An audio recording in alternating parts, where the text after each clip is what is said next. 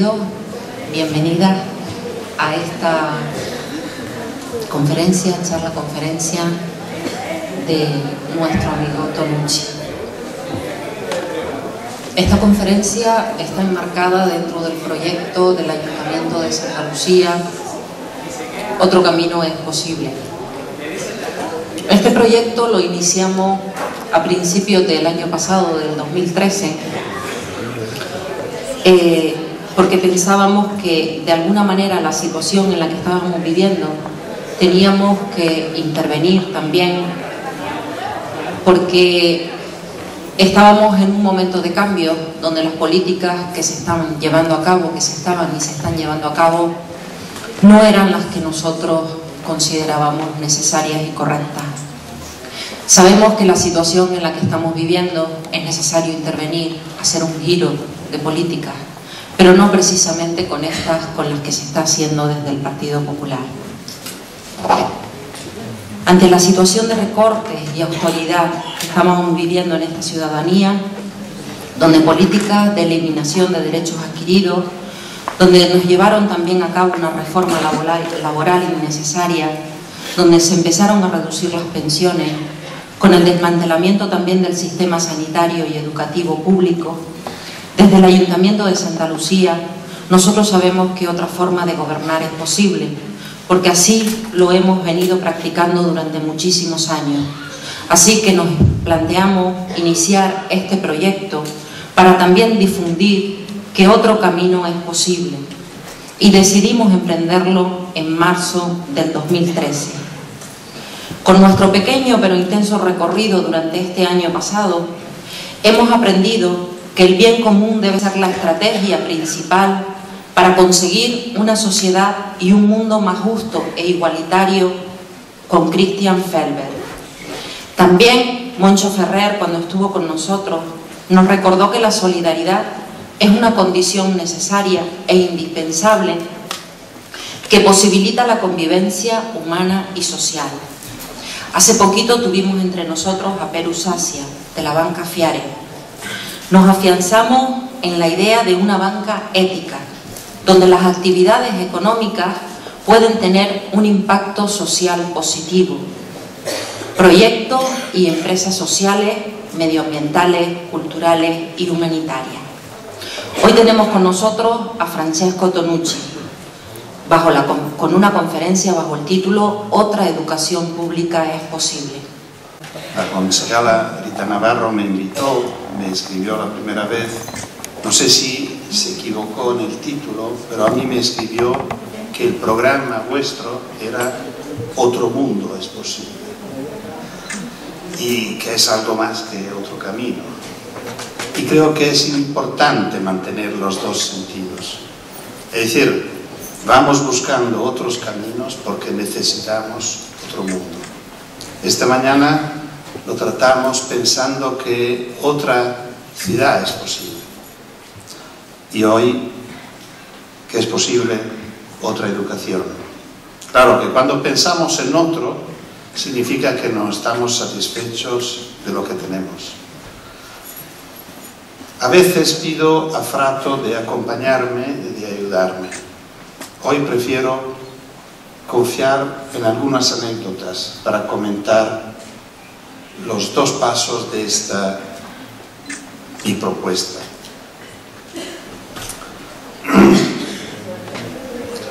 Un niño gitano de 6 años entra por la primera vez en la escuela.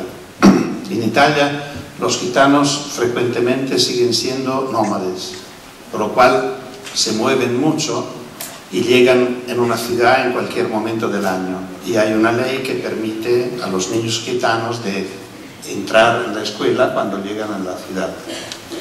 Y este niño encuentra una maestra, una buena maestra, que lo recibe con mucho cariño, se presenta los compañeros al niño nuevo, presenta el niño nuevo a los compañeros y después dice, bueno, ahora que nos conocemos puedes sentarte en tu plaza. Y el niño la mira y dice, pero yo no soy cansado.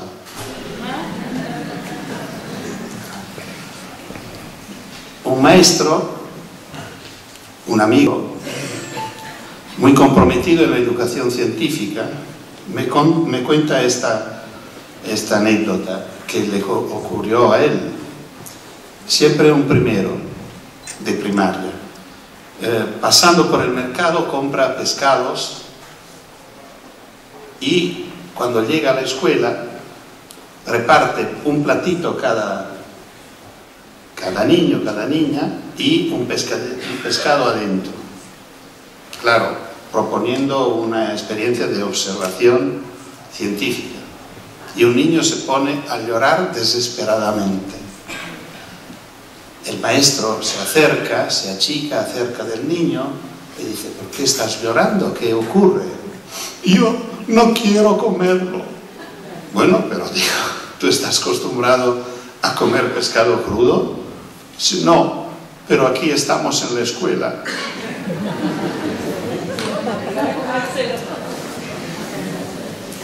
Un niño de Bogotá, de 6 años, dice a su mamá, que me lo cuenta: mamá, esto después de pocos días de escuela, yo quiero ir a la escuela un día a la semana, porque este día es suficiente para aprender lo que me enseñan y los demás días los necesito para jugar.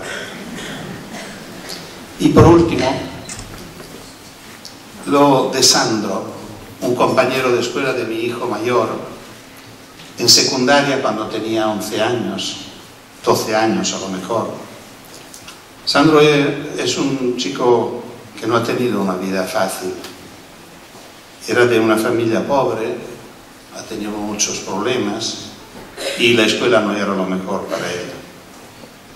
Y un día, al final de las lecciones, se levanta y a alta voz dice, mirando a la profesora: me habéis robado 5 horas de vida. Bueno, son 4 anécdotas que me parece describen de una manera dura una escuela que no siempre es así, claro. No siempre merece un comentario, pero son escuelas verdaderas, son hechos verdaderos. Y son hechos que yo encontré en mi vida. No fue a buscarlos tanto, me lo contaron encontrándome, o fueron experiencias que ocurrieron dentro de mi familia, como la de Sandro. Y en alguna manera Brunner resume esta situación diciendo, escribiendo: el problema es que los alumnos se aburren. Eso sí que es un gran problema, que hay que evitar a toda costa. Para nosotros casi es normal pensar que los niños se aburren en la escuela, como si la escuela fuera el lugar específico del aburrimiento, es el lugar donde casi nacido apósitamente para, en los casos buenos, aburrir a los niños, en los malos, mucho peor. Y él dice, y yo estoy totalmente de acuerdo con Brunner, esto hay que evitar a toda costa. La escuela no puede ser esto. ¿Por qué nos encontramos con esta situación tan rara, tan absurda? Porque la escuela está equivocada. La escuela que yo viví como niño hace muchos años era una escuela para pocos. No porque solo pocos iban a la escuela, todos mis compañeros de mi edad fueron a la escuela conmigo, en primero de primaria. Pero ya algunos se perdieron en los primeros 2 o 3 años. Y cuando llegamos a quinto, que es en Italia el último año de primaria, teníamos que elegir si seguir estudiando, era la escuela media, sería la secundaria inferior, que era preparatoria para ir al gimnasio y seguir por la universidad, es decir, seguir estudiando, o ir por la formación al trabajo, a los 11 años. Y la mayoría pasó por el trabajo.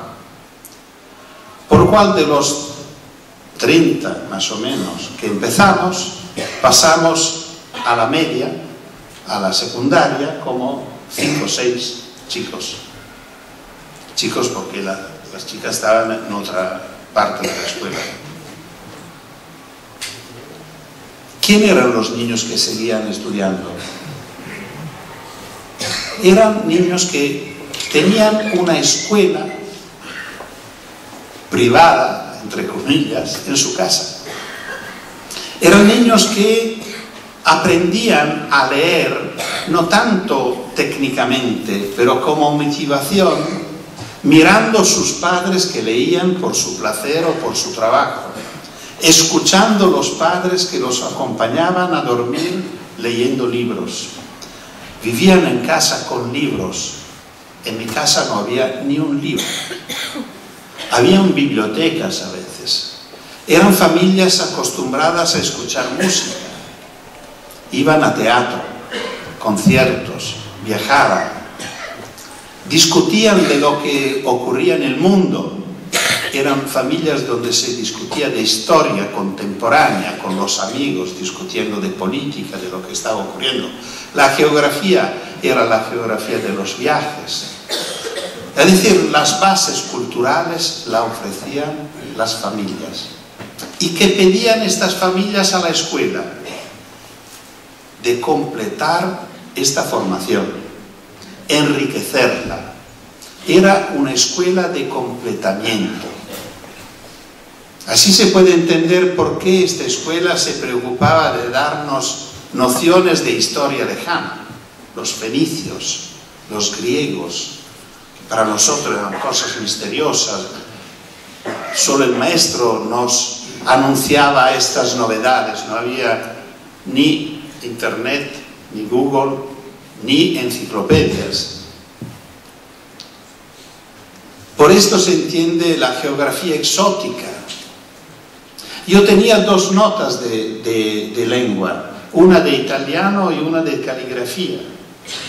Era importante para una persona que tenía que ocupar plazas importantes en la sociedad, a nivel administrativo, o a nivel político, o a nivel académico, tener una caligrafía buena.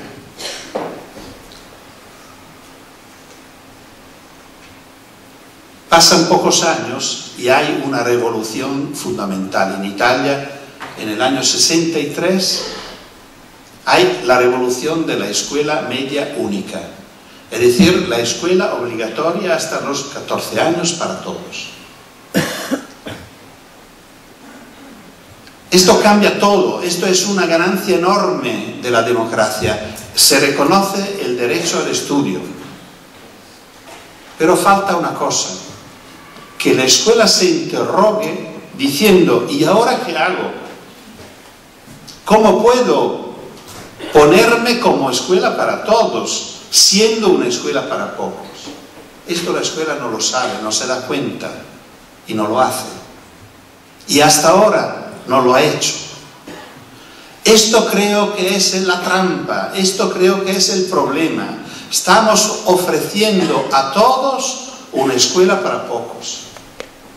Estamos ofreciendo a todos una escuela de completamiento, pero de algo que en la mayoría de los casos que no hay. La mayoría de nuestros alumnos salen de familias que no tienen libros, que no escuchan música, que no tienen costumbres, cultos o de cultura escolar, que no discuten de historia contemporánea, que no viajan. Por lo cual estos niños llegan a la escuela y no entienden nada, porque la escuela sigue completando, ofreciendo una historia lejana, ofreciendo una geografía exótica a niños que no tienen bases culturales.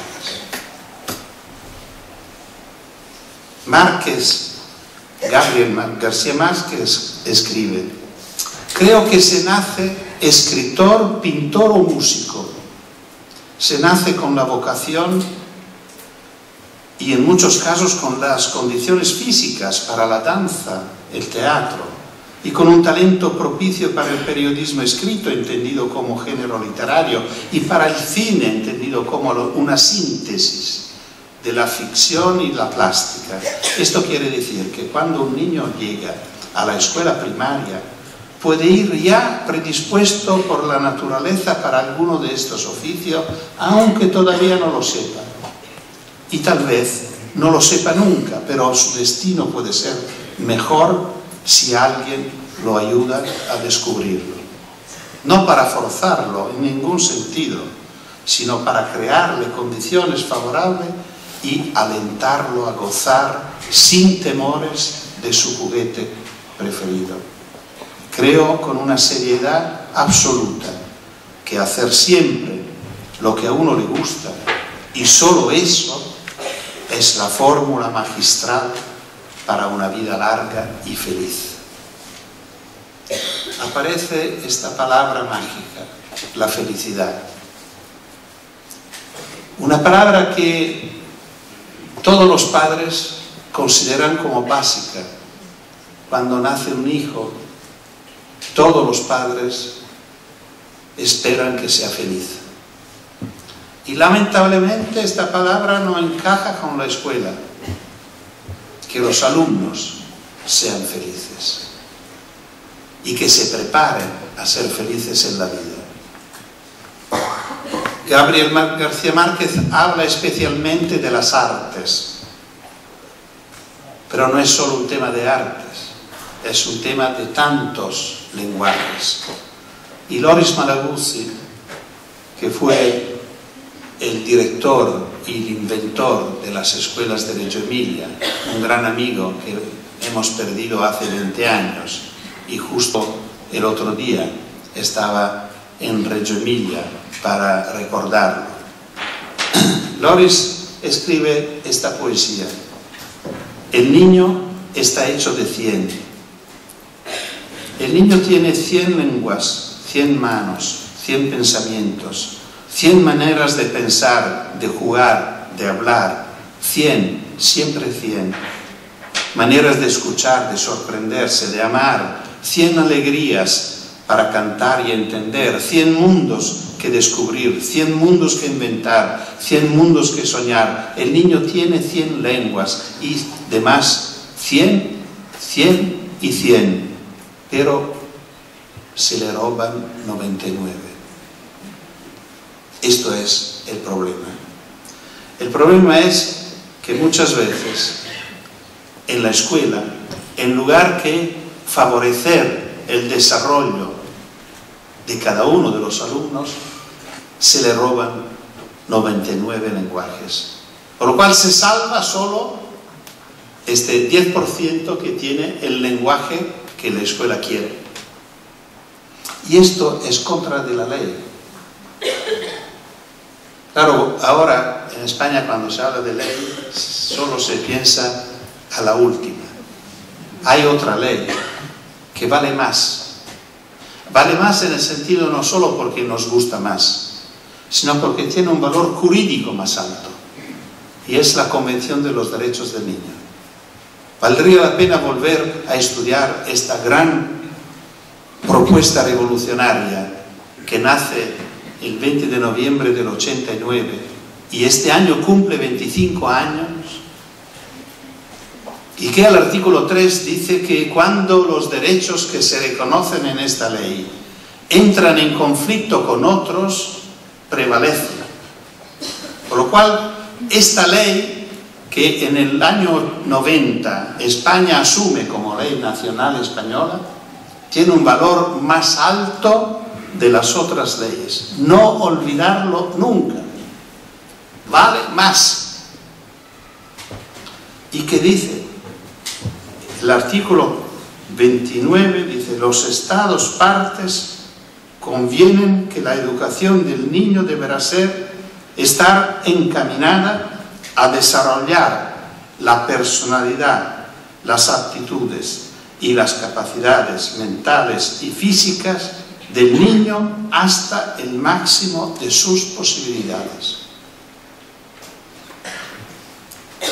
Esta ley reconoce el derecho de cada niño a desarrollarse por sus competencias, no por las competencias de la escuela. No es el niño que tiene que adecuarse a los programas. La escuela debe demostrar de ser capaz de ayudar, de favorecer el desarrollo de cada uno de los niños hasta el máximo posible. Esta es la escuela de todos. De nuevo, dos pequeños detalles, dos pequeñas anécdotas. Uno, perdonáis, es personal. Mi abuela se llamaba Luisa, y era analfabeta, no le había tocado la escuela. A ella le tocaron las ovejas y tenía una gran envidia por sus compañeras que iban a la escuela. Y un día las compañeras la convencieron a dejar las ovejas e ir a la escuela. En este día a la escuela enseñaban la I, la letra I. Por lo cual mi abuela era analfabeta, pero conocía la I. Y podía corregir los hijos, ha tenido 13, mi padre, uno de los mayores, que no se podían dar cuenta de cómo hacía su madre, que no sabía leer y escribir, y se daba cuenta si tenían el libro al revés, porque claro, que como eran hijos de campesinos, no tenían gana, y se ponían, la madre decía, tenéis que hacer los deberes, ellos se ponían, pero... Y ella podía controlar si el libro estaba recto o al revés del puntito de la I. Y claro, que mi pobre abuela pagó muy caro este día de escuela, porque el padre la castigó porque había perdido las ovejas, han tenido que pasar hasta la noche para recuperar todo el rebaño. Y siempre yo he pensado que raro, yo habría hecho cualquier cosa para no ir a la escuela, y mi abuela se enfrentó con un castigo seguro para garantizarse por lo menos un día de escuela, una escuela querida. La otra anécdota es mucho más fuerte, mucho más importante. Son los partesanos de Florencia. Después de la guerra, los partesanos preparan la llegada de los aliados. Había una postación alemana justo en una escuela, un poco alta, que podía controlar un baile. Y los aliados avisan a los partisanos que tienen que explotar, ¿no? Que romper, destruir esta postación alemana. Y envían con estos lanzos que hacían de noche mucho explosivo. Y los partisanos se rechazan de utilizar el explosivo y van a la conquista de esta postación con armas ligeras, arriesgando su vida, pero pensando que la escuela era útil para sus hijos mañana, cuando había pasado la guerra. Esto me parece una manera en serio de pensar a la escuela. Esto debe ser la escuela, algo de precioso que la gente quiere, que los niños quieren y que defienden. Ahora, intentamos entrar un poco en esta realidad que estamos pensando de otra manera, una escuela para todos. Lo primero que la escuela debería pensar, antes de ponerse el tema de los programas, antes de pensar qué proponer por primero a los niños cuando lleguen, proponerse como lugar culto, como lugar formador, por la misma manera como se presenta, hacerse cargo de las bases culturales de todos sus alumnos. No podemos aceptar que se siga diciendo, lo siento señora, pero su hijo no me sigue. Lo siento, pero no tiene gana. Lo siento, pero la familia no lo ayuda.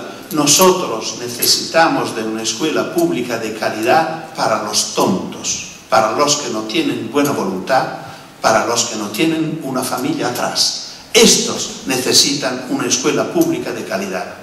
Nuestros hijos a lo mejor podrían ahorrarlo. No creo que sea así, pero porque tenemos posibilidades de ayudarlos nosotros padres.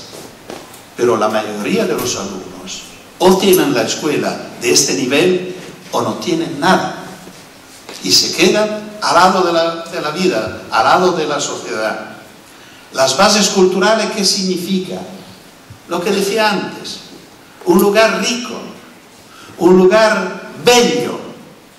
Bello no porque tiene mucho dinero para gastar, sino porque hay cuidado, porque el claustro, el grupo de los profesores, se pone este problema. Yo siempre digo que una escuela debería ser como nuestras casas. Nuestras casas son bellas. Dedicamos muchos recursos, mucha atención, mucho tiempo para hacer bella nuestra casa, porque queremos vivir bien, a gusto, en este lugar.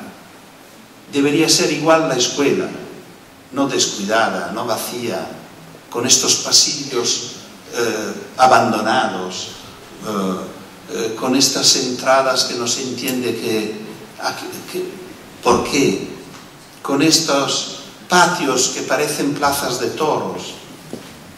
No es esto. ¿Por qué, por ejemplo, en una escuela entrando no se escucha música? No se oye música. Puede ser música cualquiera, se puede elegir. Sería interesante tener músicas de varias naturalezas, de modernas o de clásica. Un lugar donde hayan libros que los niños pueden encontrar, tocar, de distintas características, y donde los adultos leen a los niños. Recuperar este diálogo entre los libros y los niños a través de la lectura altavoz. Esta es una propuesta fundamental. Un niño aprende a hablar porque su madre habla con él. Y él se da cuenta no tanto de lo que significa cada una de las palabras que su mamá le ofrece, sino de algo de mucho más profundo, que su mamá lo quiere tanto que habla con él. Y él no ve la hora de poder articular sonidos para contestar a su mamá. ¡Qué gran alegría el primer día que el niño habla! Y claro, que nosotros, los padres, pendientes de sus palabras, no hay, por suerte, ningún papá, ninguna mamá que golpea a su hijo porque no pronuncia correctamente la primera palabra. Esto ocurre todos los días en la escuela. Si un niño escribe mal, le dice equivocado. No es así que se aprende a escribir y no es así que se aprende a leer. Un niño puede aprender a leer porque ha fascinado de la lectura del adulto. Esto, repito, algunos niños lo tienen en su casa, la mayoría no, y tenemos que ofrecerlo nosotros. Por lo cual hay que reservar una franja, un tiempo, posiblemente todos los días, en la infantil, en la primaria. Yo creo que también en la secundaria no estará mal. Vale la pena leer el libro de Daniel Pennac como una novela, en la cual este escritor contemporáneo de gran éxito, vende millones de libros, reconoció que era un pésimo alumno. Y lo pusieron en una clase de estas que se forman entre todos los que tienen problemas escolares. Y en el instituto, no en la primaria o secundaria, en el instituto, encontraron estos amigos un profesor que pidió quién eran los que querían leer o que le gustaba leer. No se levantó ni una mano. Y este profesor dice, bueno, no importa. Y sacó de su maletín un libro y empezó a leer. Y dedicó muchísimo tiempo, de su poco tiempo de enseñanza, a leer a alta voz en la clase de Daniel Pennac. Y este profesor ha tenido el milagro de construir lectores voraces. Dice Pennac que no llegó al final del año sin que cada uno de ellos no iba a comprar el libro que el profesor estaba leyendo cada día para adelantarse en la lectura a nivel personal. Bueno, este es un gran profesor. Por lo cual, esto de la lectura es uno de los útiles, de las propuestas básicas. Y después, no sé, la huerta. Es decir, espacios que tienen un sentido fuerte, que ofrecen a los niños la posibilidad de observar la naturaleza en sus modificaciones. Y esto es como ambiente. Y en este ambiente se realizan algunas experiencias básicas. Una es la experiencia de la escucha. Ya lo comenté hablando de la escucha de los niños respecto a un adulto que lee. Pero la que estoy diciendo ahora es el contrario. Lo normal en una escuela, mi escuela, era que la actitud de la escucha era la actitud de los alumnos. Los alumnos escuchan al profesor porque el profesor sabe y los alumnos no saben. Por lo cual la actitud de los alumnos es escuchar, entender, recordar y repetir. En la escuela que estamos pensando y que necesitamos debe ser el contrario. Porque el adulto, el maestro, al contrario sabe que los niños saben. Y saben desde el nacimiento. Por lo cual a los 6 años, cuando un niño se presenta en su clase, el maestro sabe que tiene 6 años de conocimiento, de historia, de cultura. Pero no sabe de qué y de cómo. Porque claro, que si saben, seguro saben cosas distintas o de maneras distintas. Salen de experiencias, de familias, de culturas distintas. Por lo cual, la primera experiencia en cada momento educativo debe ser de escucha. El maestro escucha a los alumnos. Es el momento en el cual